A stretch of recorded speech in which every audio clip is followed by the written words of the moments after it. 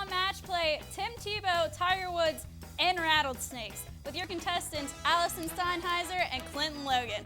Match play starts right now.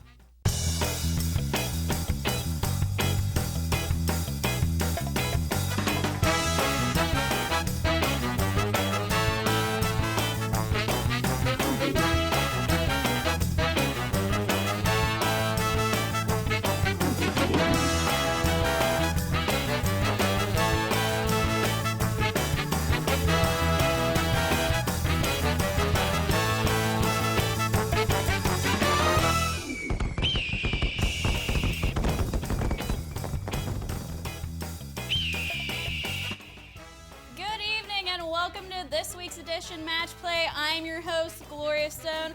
Alongside me, Allison Steinheiser and Clinton Logan, battling it out for the, what time this? Second, third? I think we're at about our fourth time now. My second time here on the show. Well, congratulations. So, how are you two this evening? Pretty good. Ready to play with some matches? Let's get it going. All right. Softball and baseball. Spring season just starting. Vulcans baseball team, doubleheader, Mercyhurst, won both games. Softball, kind of having a tough battle with Gannon. Your thoughts? Well, I'll field this one first. We'll start here with the softball. The softball splitting the series, like you said here, with Gannon, a game apiece. This is actually the first time they lost a game. They were coming into the Gannon matchup on a 10-game winning streak. They lost the first one in extra innings, 9-4. Come back the second game, a big game for them because they just did get into conference play against Gannon there. A big 2-1 win, Shelby Hyde with the walk-off winner.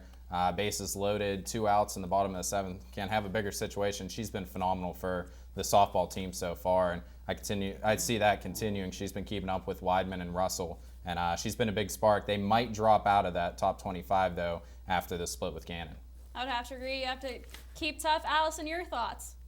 Well, the softball team is 14-7, but you look at the other side, baseball, they're playing very well, especially at home this year. They're 7-3 at home, 14-12 overall. And also, you have to take a look at this weekend. Mercyhurst came in as the number 16 team in the nation, doing a great job beating them. A walk-off single in the 8th in the first game gave them the win, and then they won the second as well, and that's coming off of being swept up in Mercyhurst the weekend before. So they're doing a great job at home playing on that turf field. A little bit more difficult for opponents to come in and adjust.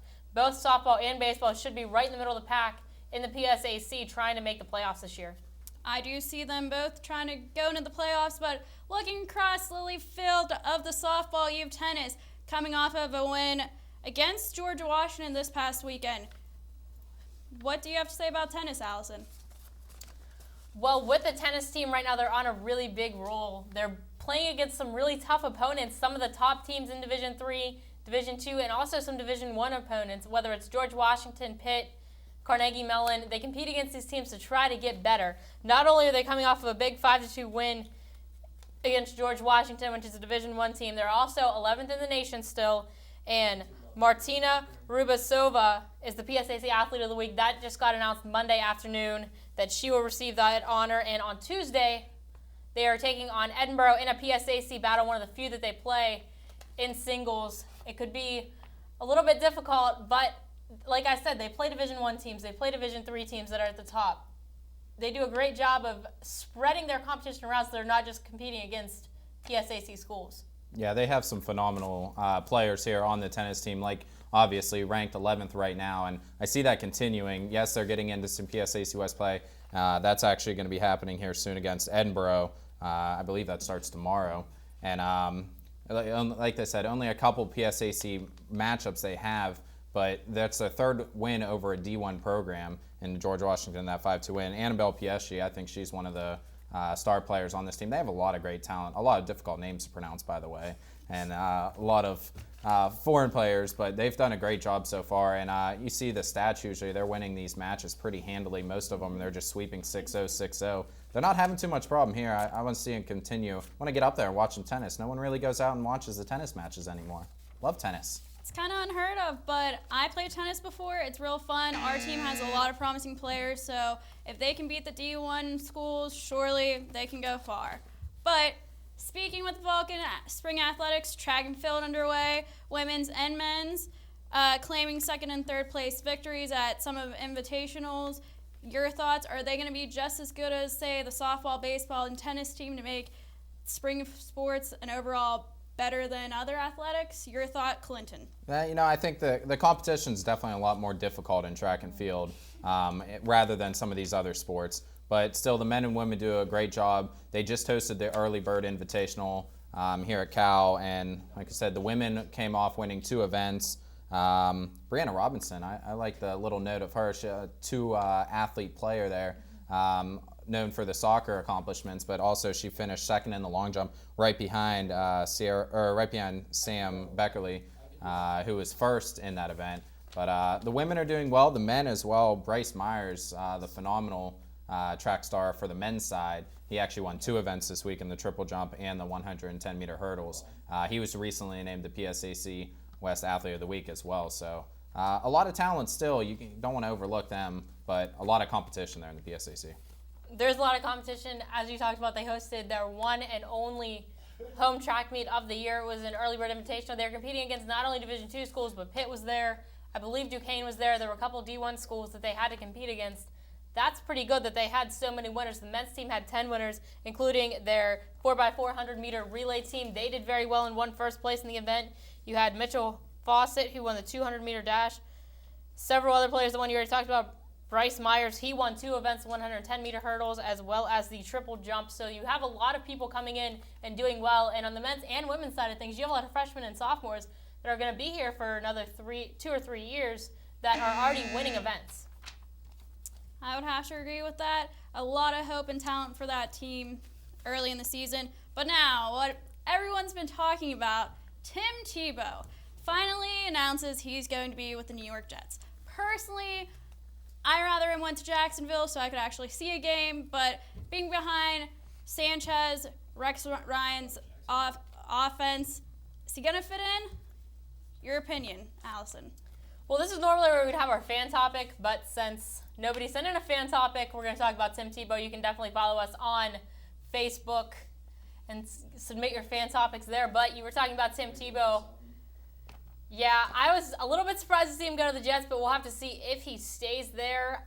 We both watched the press conference today, and he handled the media very well. I thought it was a long press conference for him, but he does a great job of just staying calm and composed. The media start to ask him tough questions, and I think if any athlete can really succeed in the bright lights of New York City, he is one of them, because he's not going to get caught up in the partying. He's not going to get caught up in the attention. I think he's going to be one of those athletes that you see that stays the same the entire way through his career, and that's definitely something great to see nowadays. False. No. He's not even going to play that much here in New York. It's still Mark Sanchez.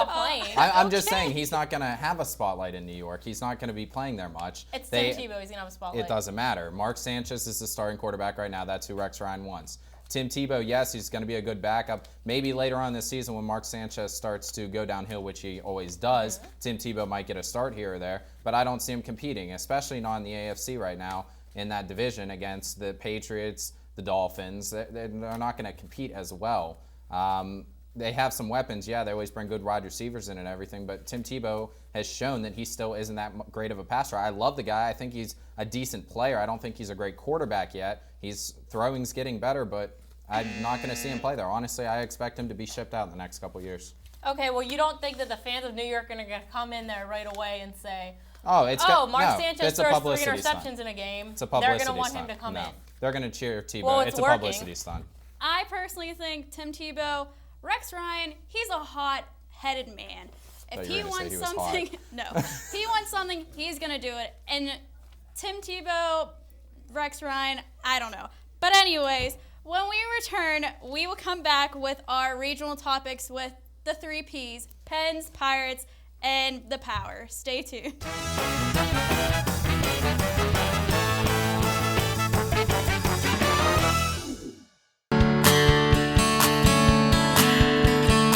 You are watching CUTV, California University Television.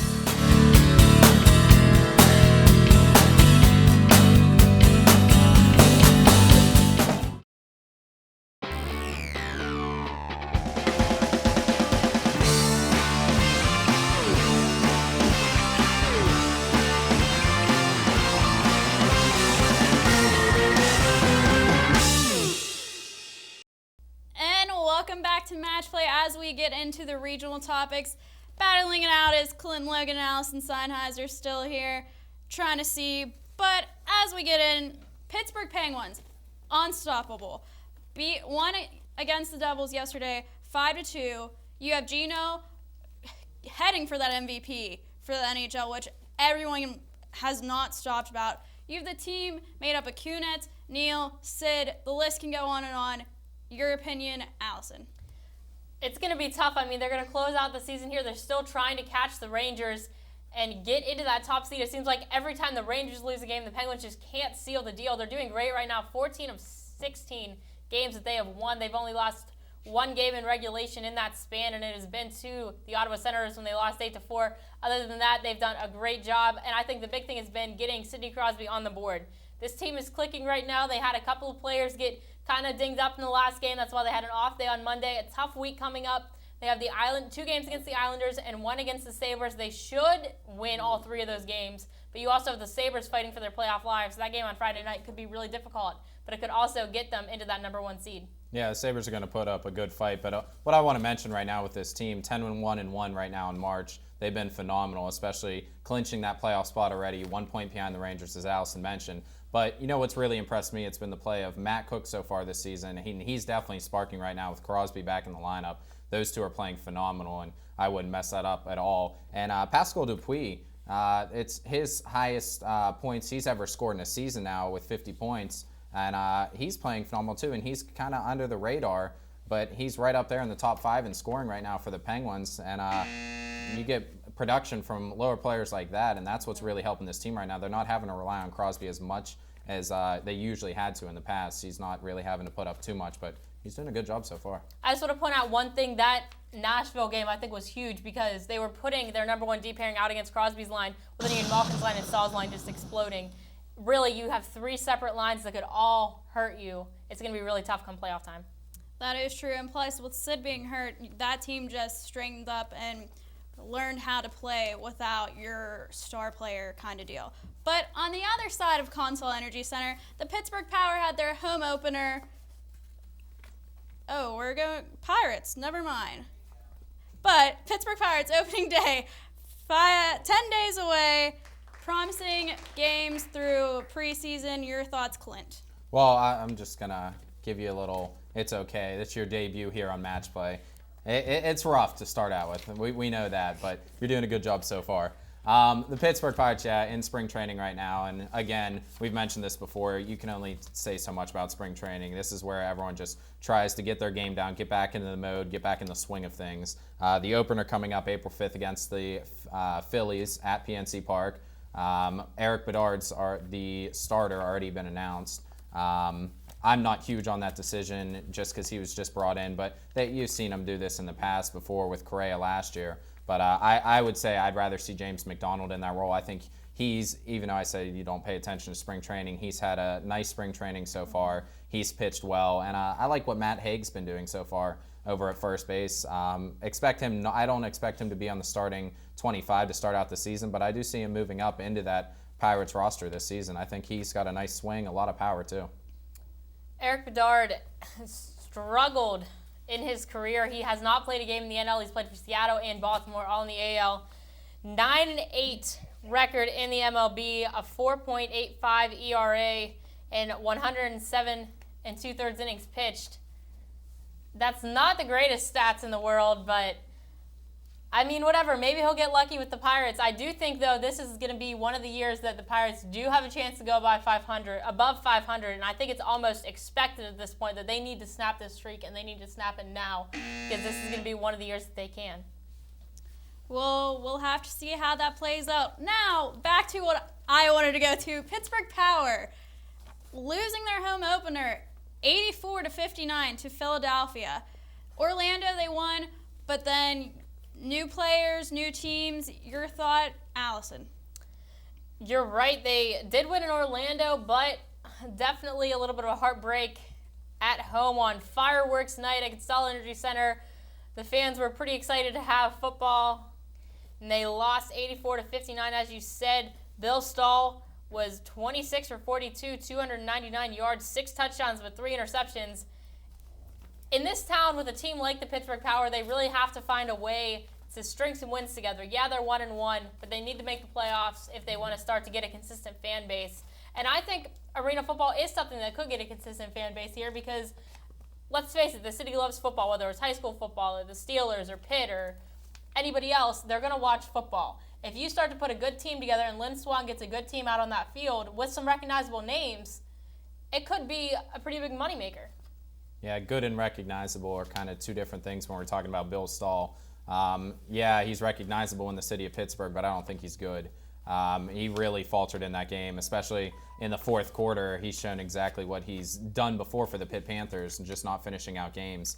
They trailed by 4 going into the fourth quarter. We thought it was going to be a game. It was more deja vu like last year when we saw him lose to the Philadelphia Soul. But then again, that happened in overtime, and that was the first game ever for the Pittsburgh Power. It's definitely been a learning process as we go through, but Mike Joystick Washington only silence there. He had 2 touchdowns, but again, that goes into Stahl. It was really Donovan leading the way for the Philadelphia Soul in that game. But big game coming up against the Milwaukee Mustangs. The Power are second against the pass, and the Mustangs are 7th in passing. I want to see that matchup on the field come Thursday.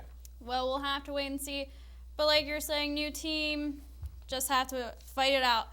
But going with the outdoor tradition, Rattlesnakes. Recently, 2 men have been charged for having timber rattlesnakes in Cumberland County. $900 fines. I think that's a little ridiculous. We hunt deer. We hunt rabbits. It's snakes. But anyways, Clint, go to town. Well, our hunting and fishing topic brings us to one of the things I'm most terrified of, so I appreciate that. I hate snakes. And the whole hunting thing of it, too, makes me even more eerie, I would say. But I'm not a snake person. They found 6 of them. Who keeps snakes, honestly, though? And rattlesnakes, for that. I never even see them really around this area. But I hate snakes. I can't stand them. You want to scare me, I'm like Bam Margera when it comes to snakes. I'll just run and cry. I hate snakes. Ugh. Have to remember that. Anyway, Try. My neighbor had an anaconda in Newcastle, so I don't know. But anyway, back to these rattlesnakes. Okay. You want to start making anaconda movie references too? No, I'm just Big saying. snake? I'm just saying. I don't love snakes, but I'm not afraid of them. Anyway, it is illegal to hunt, take, catch, or kill timber rattlesnakes. That is why they got fined $900. And I don't know. I don't know why you would want to hunt, kill, or take, or capture rattlesnakes, but $900 does seem a little bit high for doing that. But if you can't do it, you can't do it. And they got tipped off by a couple of anonymous tipsters, so I don't know who knew that they had the rattlesnakes or how they knew they had the rattlesnakes or what they were doing with the rattlesnakes, but obviously they weren't doing a good job of keeping it a secret that they had them. My guess is they were just extracting the venom, but I hate snakes. Rattlesnakes are dangerous. Exactly. Venom That's kills why I you. hate them. I think One it's bite, stupid. I could be dead. I'd rather Ugh. talk about birds or something. Rattlesnakes, What kind of not bird? my cup of tea. American eagle? American. American. Anyways, when we return, we will have our American topics. I don't know what they're called. National topics. That would be great. But stay tuned.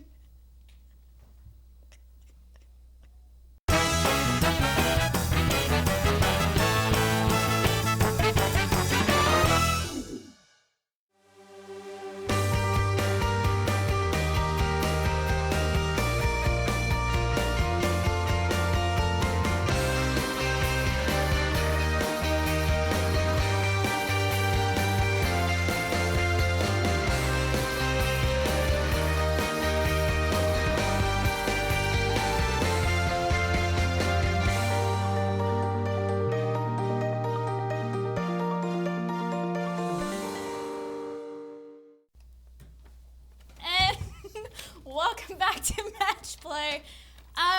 We'll just go ahead and get started with the national topics. New Orleans Saints, Coach Sean Payton reaching out to Bill Parcells about possibly taking over as interim head coach since he's going to serve a one-year suspension. Good or bad mood? Allison. I think it's an interesting move. I mean, it's not something that I think a lot of people expected. It was just a rumor that was going around, and then now ESPN's kind of starting to find some more information about it. But Sean Payton is also planning on appealing his 1-year suspension. He thinks it's a little bit of a hefty penalty for the quote-unquote bounty gate, I guess is what they're calling it, whatever. But I think it is a little bit hefty, but I also don't think Roger Goodell is going to come back and say, oh, you know what, yeah, you're right. I was wrong in suspending you for that long. He's going to be suspended for the whole year, at least I think. But I do not believe that Bill Parcells is going to come back. He's older. I don't think he's going to just want to take over a team just for a year to get out. I just don't think it's going to happen. Yeah, I don't think Bill Parcells is going to come in. I think it would be a good move if he agreed to do it. I honestly don't think that organization really needs a top-tier coach right now. I think it's still one of the better teams in the NFC. Yeah, you need the direction, you need the coaching, but still, like I said, you got a talented team. You have one of the best quarterbacks in the NFL in Drew Brees, and great talent within Marquise Colston, Darren Sproles. They're going to be fine, but if Bill Parcells comes in, power to them. I don't think he will. I think it'll be hired from within, or maybe just, like she said, no one wants to come in for a year and then get just swept right back out the door. And as for the appeal, that's not going to happen either. It's still going to be a 1-year suspension for him. All right, well, Final Four. Kansas, Ohio State, Louisville, and Kentucky. I have Kansas winning it.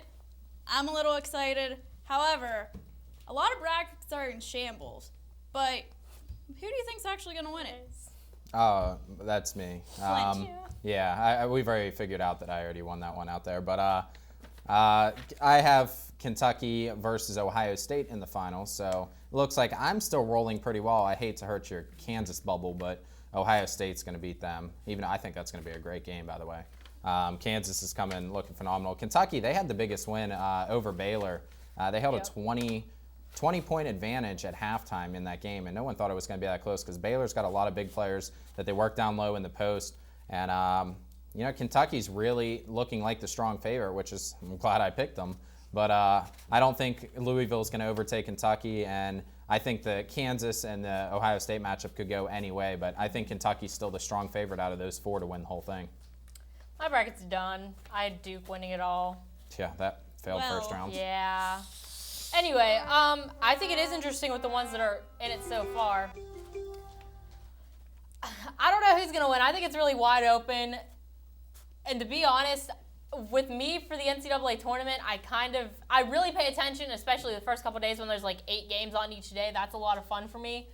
But once you get into the Final Four, it's kind of like, unless there's a VCU, unless there's a Norfolk State, I don't pay as much attention. I would rather be watching hockey or spring training or something else. But I think it is going to be interesting in the couple of battles with those 4 teams. They're teams that are well recognized. Their coaches are well recognized. They're big programs. So which one's going to come out on top? Kentucky. Like you said, the Kansas and Ohio State. I watched the 2 first rounds with Ohio State. They have a great fan base. They have a great athletic program. Like you said, it's going to be a tough game, but all 4 of those teams have a good shot. But Tiger Woods, finally winning. Back on top. Are we happy about it? Are we not? Does he deserve it? Allison. Finally winning a tournament. I mean, I think I said a week or 2 ago that he should take a break from golf just because it's a mental thing and he's not going out there mentally prepared. Well, he definitely was on Friday when he absolutely blew up and he just kind of rode that the rest of the way. He played a good tournament. It's great to see him back on top because, to be completely honest, if you go on the street and ask somebody to name a golfer, probably the only person they're going to be able to name is Tiger Woods, for the most part, unless you're really, really into golf. So I think it is great for the sport of golf to have Tiger winning again. They want him to win all of these major tournaments. You're coming into the Masters here in a couple of weeks. You want him to win. You want him to be on top going into these major tournaments, and you want him to get some publicity. I'm glad he won. It's been a while since I saw that Tiger Woods smile that we haven't seen in a while after he finishes off a tournament with a win. And first time since 2009 that we've been able to see that. And as you mentioned, a great round, the great second round, was really what turned this whole tournament. He kind of just coasted the rest of the way. Second round 65 score he posted. Yep. And a phenomenal round. Graham McDowell was the only one that was really chasing him. And you couldn't really say he was chasing him, at least going into the last day. He was 4 back most of the day. And Tiger really just kind of played it safe. You didn't really see him taking any dangerous risks, and played a phenomenal round. A great time, as you mentioned, getting ready to go into the Masters here coming up. And he loves Bay Hill. Arnold Palmer Classic, that's his course right there. Unfortunately, Arnold Palmer wasn't able to present him with the trophy at the end. He was actually rushed to the hospital, and hopefully he's okay. But again, a great job for Tiger, and happy to see the guy win. Good to see him back up there on top. He deserves it. But now it's the anniversary of Title IX, giving women the equality of educational programs. Finding Mothers didn't think it was going to go really deal with sports, but after that you saw the sports increase, women being able to have the equality of men.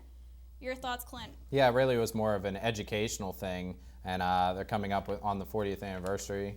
And yeah, it's really evolved into this sports thing where you're seeing in high school sports a lot, but even in this more professional aspect as well, especially with softball. You're seeing it with soccer. Amy Wambach was just shown on ESPN promoting it. President Obama, they're talking. It's Abby. Abby Yeah, it's Wambach. Abby. See, I don't watch soccer that much, but thank you.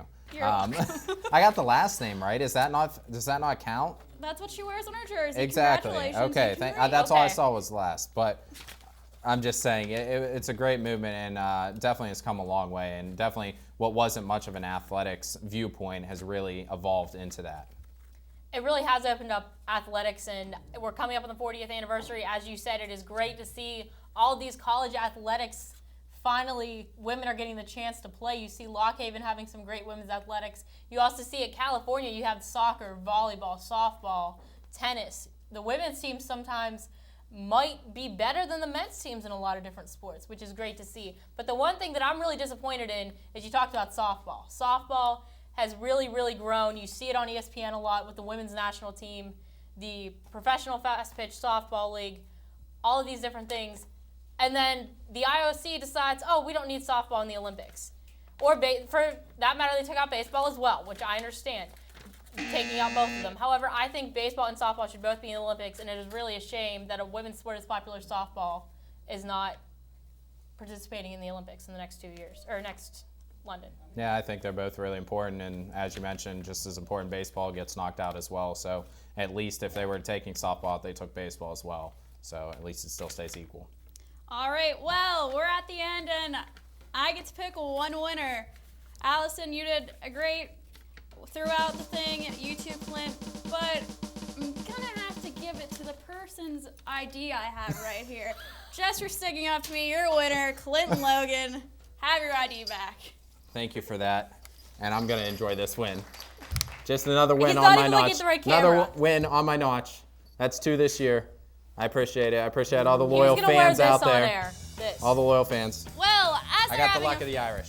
as they're having a fight for Gloria Stone, Allison Steinheiser, Clint Logan, thanks for watching Match Play.